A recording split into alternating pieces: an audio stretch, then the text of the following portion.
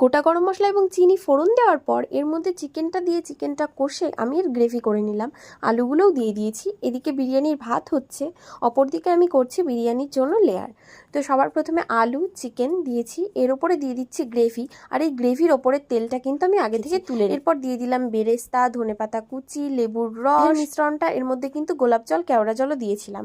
আর দিলাম বিরিয়ানির মশলা। এরপর দিয়ে দিচ্ছি ভাত। প্রথমেই আমি ভাত দিই 50% সেদ্ধ। এরপর একইভাবে ধনেপাতা কুচি, লেবুর রস, বেরেস্তা, বিরিয়ানি মশলা আর একটু করে লবণ চিনি দিয়ে দিই প্রতিটা লেয়ারে। এইভাবে আমি মোট 4টে লেয়ার করি। পরবর্তী লেয়ারগুলোতে 70% সেদ্ধ চাল দিই। আর সবার উপরে দিয়ে দিই এই তেলটা। আর একটা লোহার চাটুর ওপর আমি বিরিয়ানিটা দমে দিয়ে দিই। প্রথম 5 মিনিট হাই ফ্লেমে, তারপর 25 মিনিট থাকে লো ফ্লেমে। আর বিরিয়ানিটা দম দেওয়া হয়ে যাওয়ার পর কিন্তু অন্তত 15 মিনিট এটাকে না খুললেই ভালো হয়। তারপর তৈরি হয়ে যায় এরকম সুস্বাদু টেস্টি ঝরঝরে